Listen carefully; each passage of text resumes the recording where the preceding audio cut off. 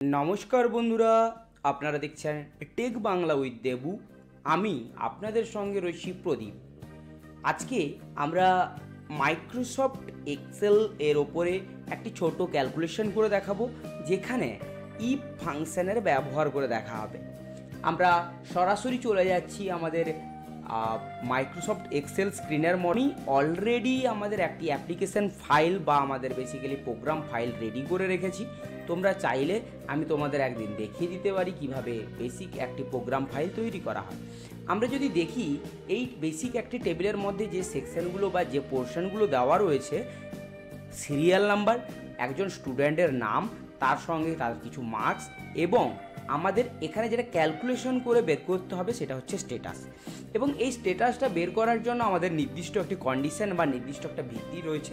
সেই কন্ডিশনটি আমাদের কাছে নিচের পোর্শনে দেওয়া রয়েছে, এবং আমরা চাইলে যে কোনো ক্যালকুলেশনের ক্ষেত্রে অবশ্যই কিছু না কিছু কন্ডিশন আমাদের থাকতেই হবে। ঠিক আছে, তো এখানে আমরা যদি কন্ডিশনটা সম্বন্ধে প্রথমত আলোচনা করে নিই, বলা হয়েছে if marks greater than equal 25 then he or she is pass, otherwise he or she will be fail.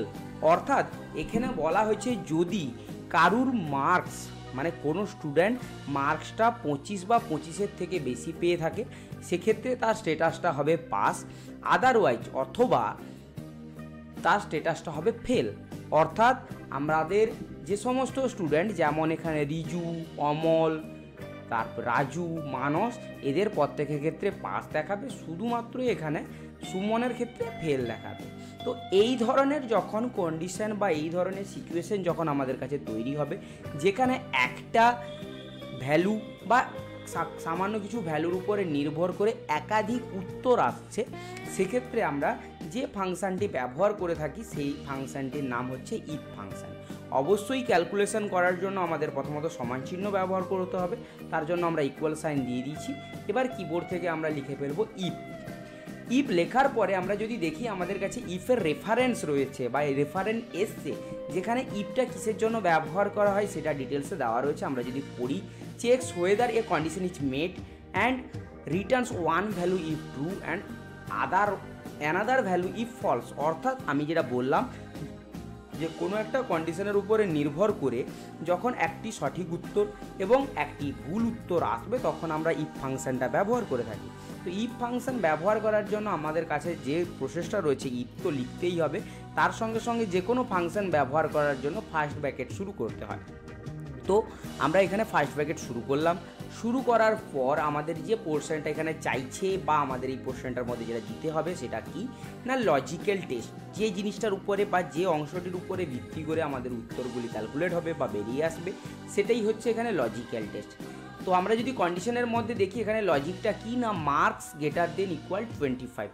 তো ওই কারণে আমাদের দিয়ে দিতে হবে marks sell address greater than equal 25। এখানে আমাদের কন্ডিশনের মধ্যে টোটালি সিম্বল দিয়ে বোঝানো হয়েছে। কিছু ক্ষেত্রে লেখা থাকতে পারে marks more than or equal 25, সেক্ষেত্রেও আমরা গ্রেটার দেন এবং ইকুয়াল সিম্বলটা ব্যবহার করব। এরপর আমরা একটি কমা ব্যবহার করব। কমা ব্যবহার করার কারণটি হচ্ছে কি, আমাদের কাছে যে অ্যাট্রিবিউটটা এসছে না ইফ ফাংশনের অ্যাট্রিবিউট, যেখানে আমরা তিনটে উপাদান দেখতে পাচ্ছি। এক নাম্বার হচ্ছে লজিক্যাল টেস্ট, দু নাম্বার হচ্ছে value if true and value if false. তার মধ্যে লজিক্যাল টেস্টটা আমাদের কমপ্লিট হয়ে গেছে, ওই কারণেই আমরা একটি ছোট্ট ব্র্যাকেট ব্যবহার করব। কমা ব্যবহার করার পরে অটোমেটিক আমাদের অ্যাট্রিবিউটের মধ্যেই চাইছে, যেখানে আমাদের ট্রু ভ্যালুটাকে প্রদান করতে বলছে। তো এখানে ট্রু ভ্যালুটা হচ্ছে পাস, ওই কারণে আমরা লিখলাম পাস। কিন্তু সেটাকে অবশ্যই কার মধ্যেই লিখলাম, ডবল ইনভার্টেড কমার মধ্যে। লেখার কারণটি, কারণ আমরা যখন কোনো একটি ফাংশন হিসেবে বা ভ্যালু হিসেবে ব্যবহার করব, আমাদের